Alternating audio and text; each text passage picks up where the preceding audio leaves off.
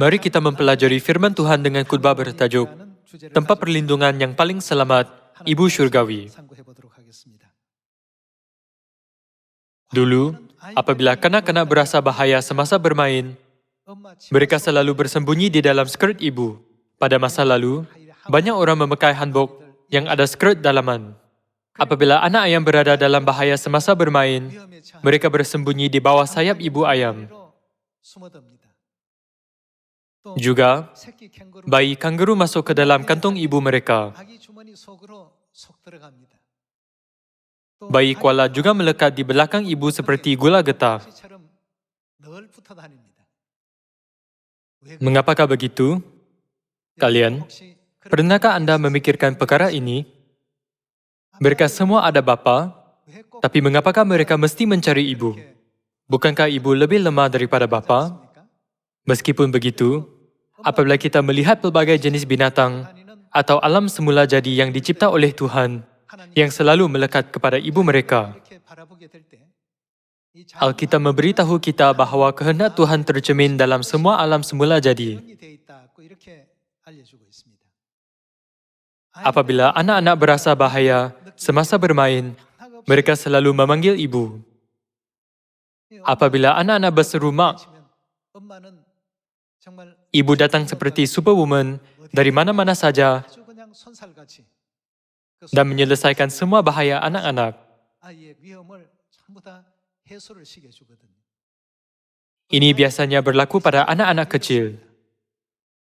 Apabila ada bahaya dan krisis, mereka akan mencari ibu, mahu berada berdekatan dengannya dan bersembunyi di dalam skirtnya.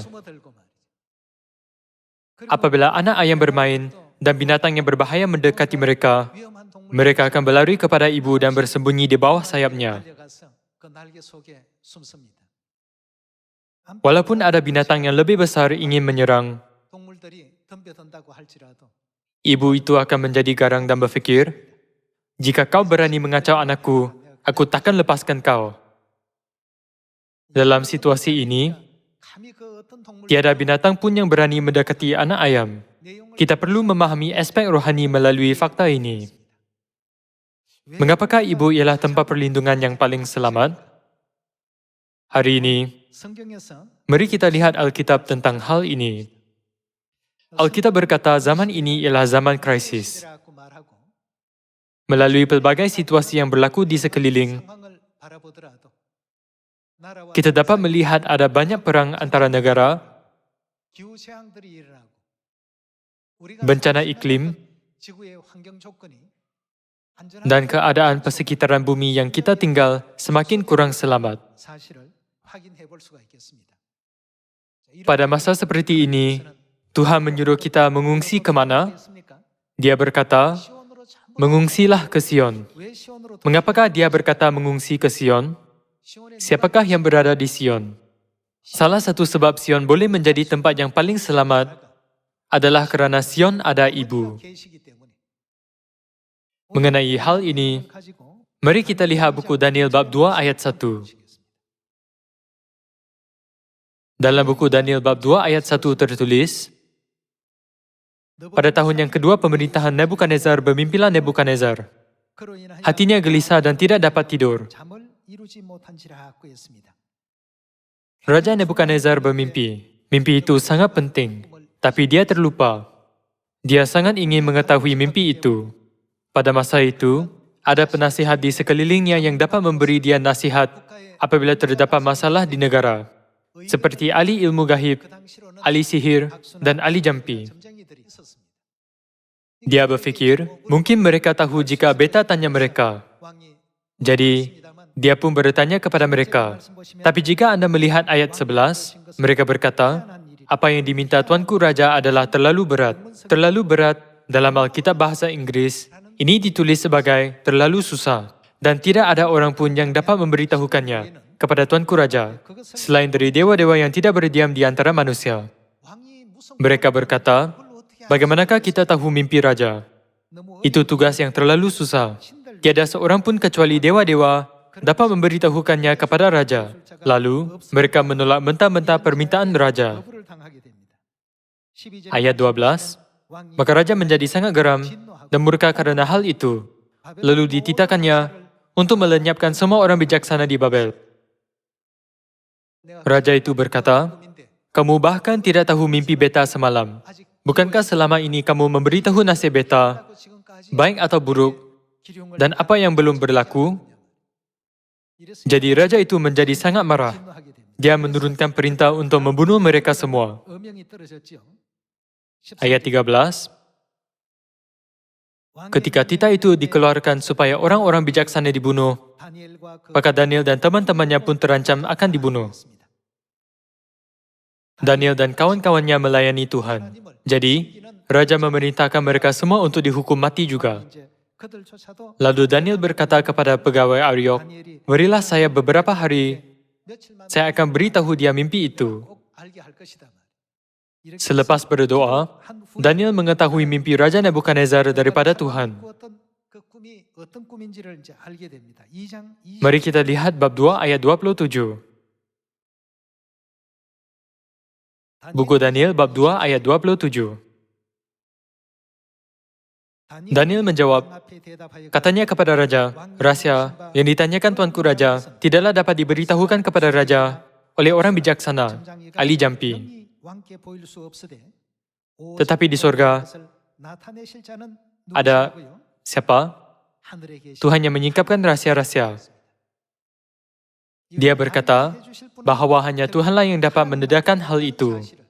Di manakah tempat perlindungan yang paling selamat pada zaman ini? Untuk mencari tempat perlindungan yang selamat, manusia di dunia menghabiskan semua kekayaan, hubungan dan kuasa mereka, menganggap bahwa mereka akan melarikan diri ke tempat yang paling selamat itu jika ada situasi yang bahaya.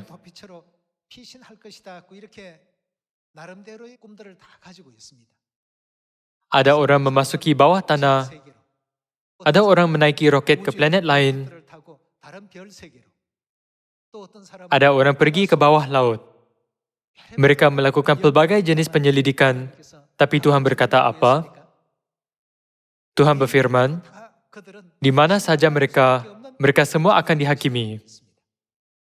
Namun, sini Daniel berkata, tiada orang pun yang dapat menjelaskan rahasia ini kecuali Tuhan. Tuhan pasti akan memberitahukannya kepada saya. Jadi berilah saya beberapa hari. Kemudian, dia menjelaskan mimpi tentang patung dalam buku Daniel bab 2 kepada Raja.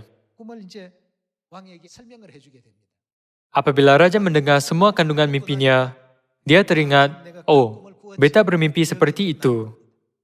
Bagaimana tafsirannya? Itu pun tepat. Tuankulah kepala emas itu. Sesudah Tuanku akan muncul suatu kerajaan lain yang kurang besar dari kerajaan Tuanku. Kemudian suatu kerajaan ketiga seperti tembaga. Akhirnya, suatu kerajaan yang keras seperti besi. Ia akan terbahagi kepada 10 kerajaan seperti 10 jari kaki. Dia memberitahu Raja apa yang akan berlaku dengan tepat.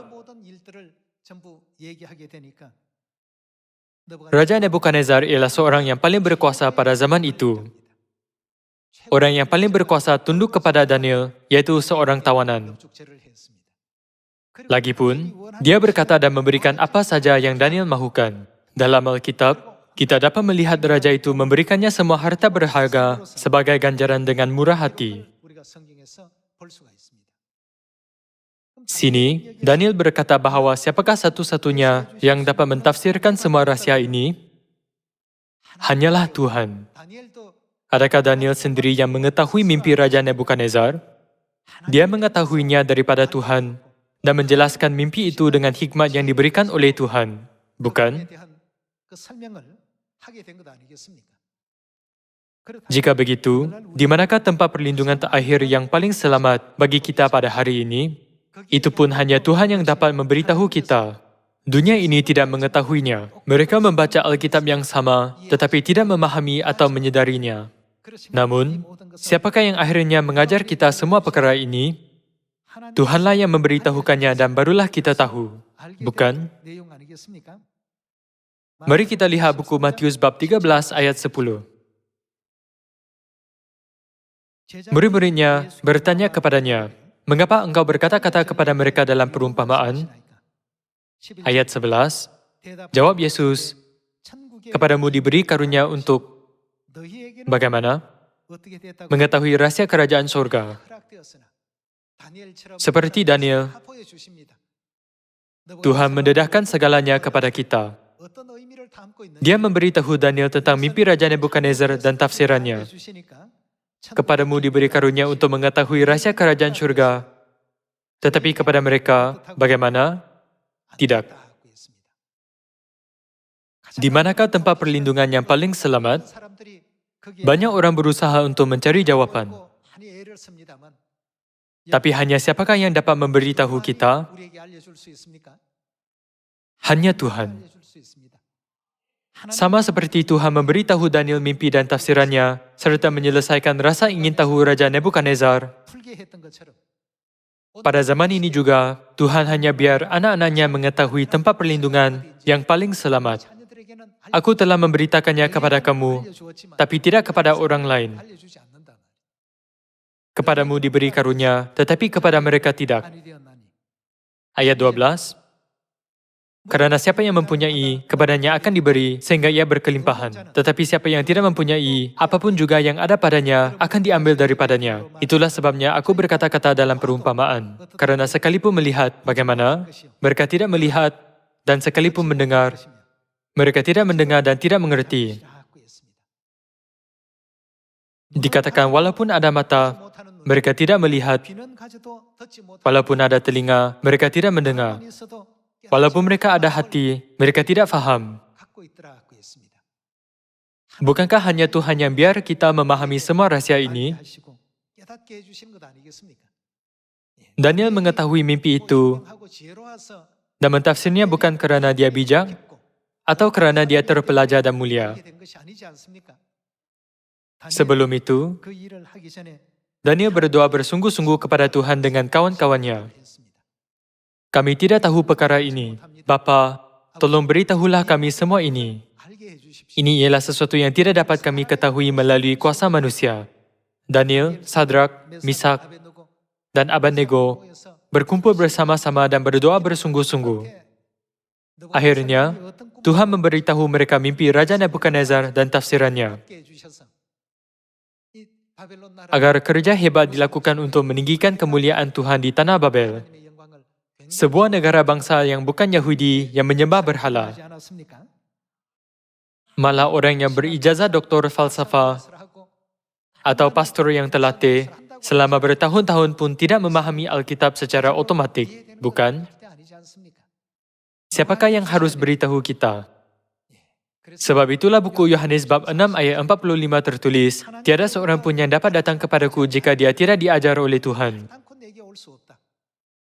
Jalan kepadaku semua terdiri daripada rahsia syurga, jadi tiada seorang pun yang dapat bertemu denganku jika Tuhan tidak mengajarnya.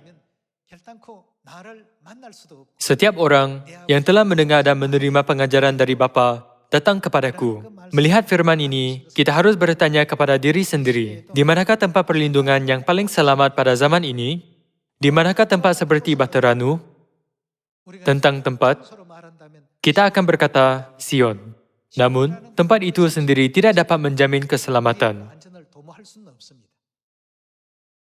Ini kerana siapakah yang melindungi roh kita dan membimbing kita di Sion? Tuhan Bapa dan Tuhan Ibu, bukan? Sebab itulah Tuhan berfirman, mengungsilah ke Sion, jangan berlengah-lengah, sebab aku mendatangkan malapetaka dari utara dan kehancuran yang besar. Apabila masa krisis itu datang, siapakah yang harus kita cari di Sion? Kita harus mencari Ibu Syurgawi. Dialah bagian yang hilang, yang disembunyikan oleh Tuhan, bukan? Dengan ini, hari ini mari kita lebih memahami firman kebenaran bahawa tempat perlindungan yang paling selamat pada zaman ini ialah Ibu Syurgawi. Mari kita buka buku Zakaria bab 14.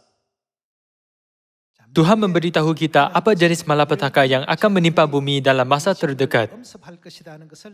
Bab 14 ayat 12. Inilah tulah yang akan ditimpakan Tuhan kepada segala bangsa yang menyerangi Yerusalem.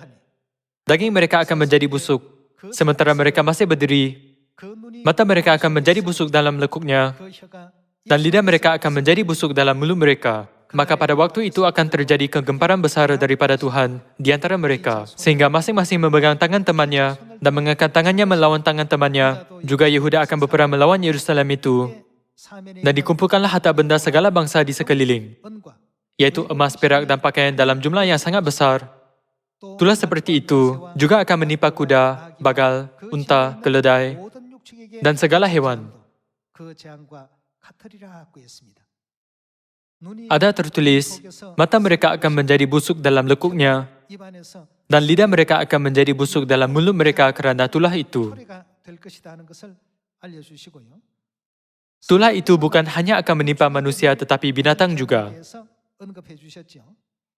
Mari kita buka buku Zefania bab 1. Mari kita lihat buku Zefania bab 1 ayat 2. Aku akan menyapu bersih segala-galanya dari atas muka bumi. Demikianlah firman Tuhan. Aku akan menyapu manusia dan hewan.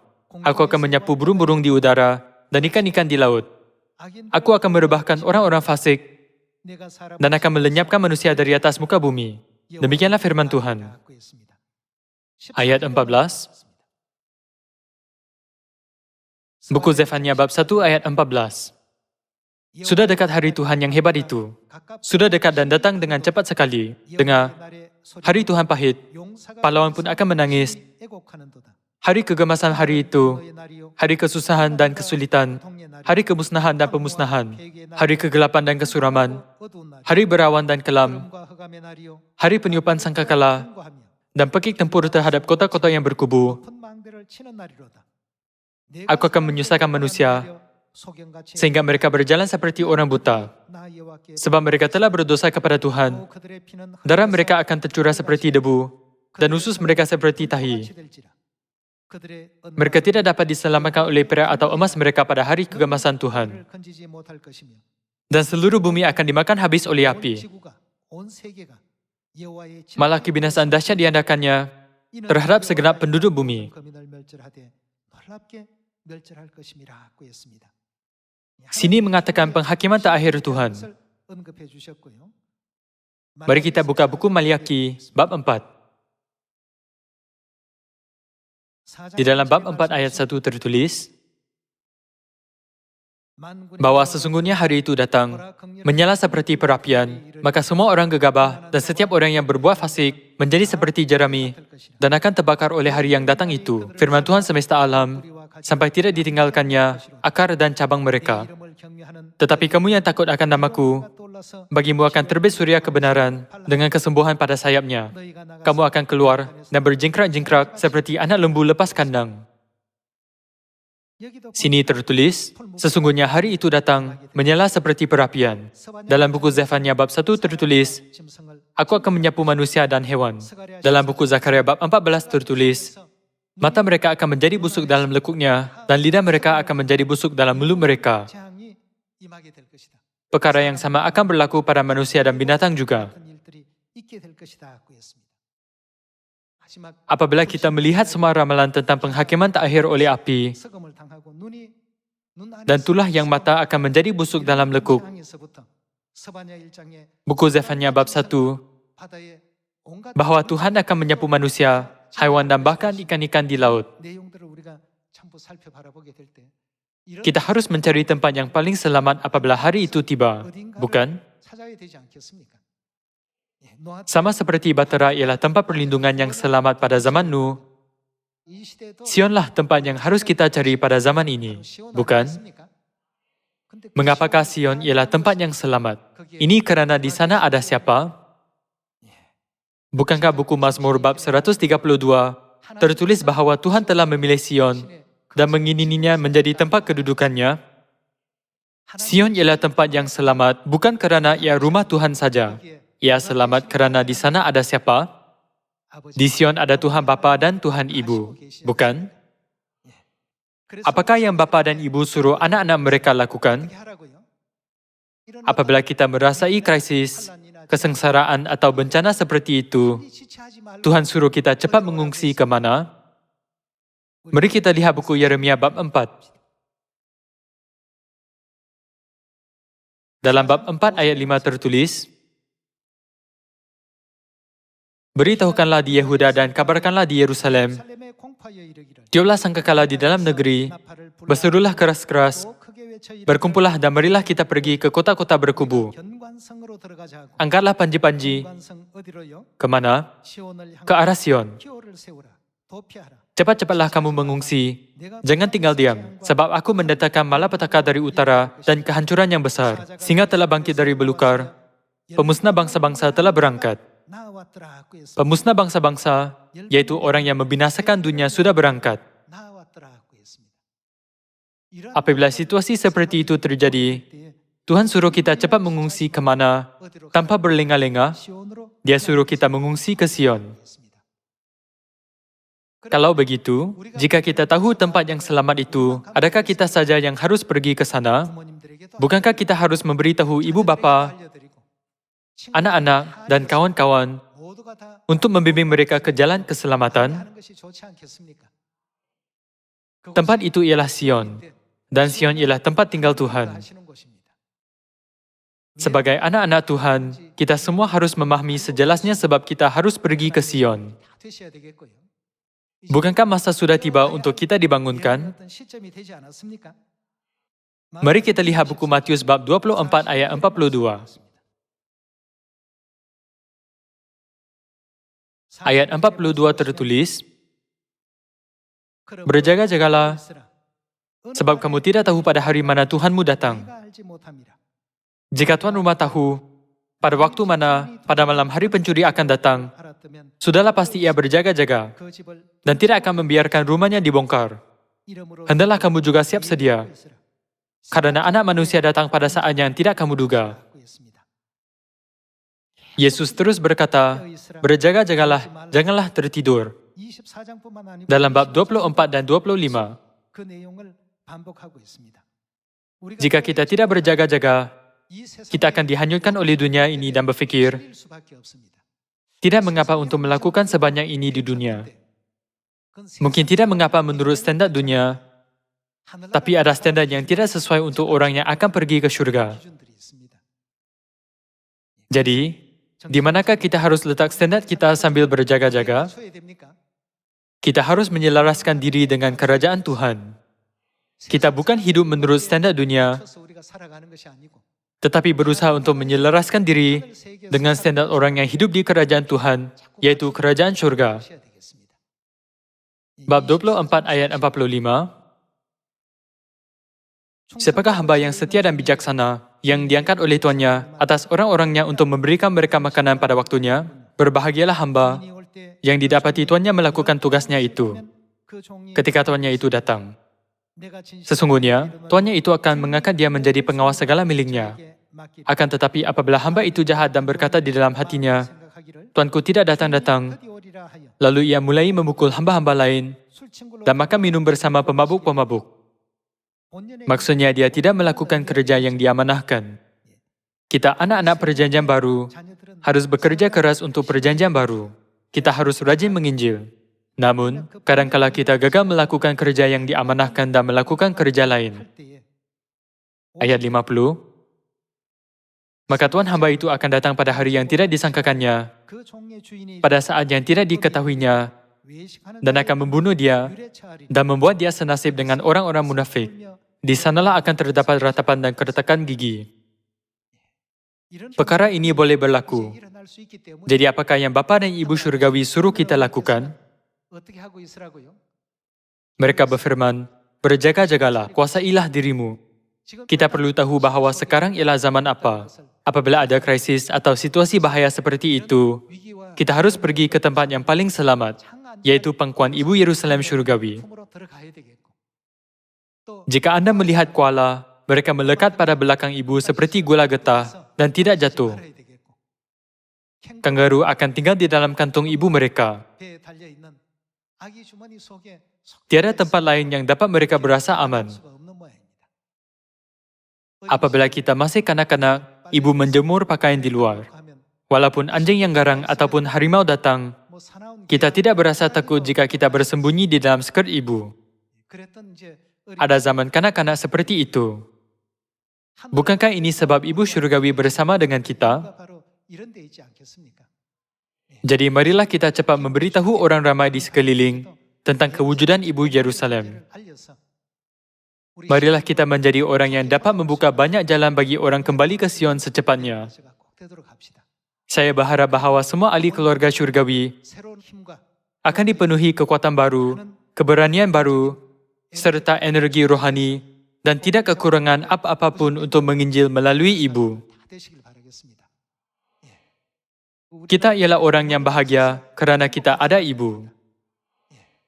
Dunia yang tiada Ibu ialah dunia yang tiada kehidupan, bukan? Tanpa Ibu, dunia binatang, dunia tumbuh-tumbuhan, atau dunia ikan ialah dunia yang tiada kehidupan. Ini ialah kehendak siapa? Inilah kehendak Tuhan yang menciptakan segala sesuatu. Melihat ini, kita betul-betul diberkati. Kita bahagia kerana kita ada Ibu Syurgawi. Dalam apa-apa krisis atau situasi yang sukar, kita harus selalu berdoa banyak kepada Bapa dan Ibu Syurgawi. Semoga semua ahli keluarga syurgawi tidak akan melupakan jalan kasih mereka sampai akhir. Sekian, terima kasih.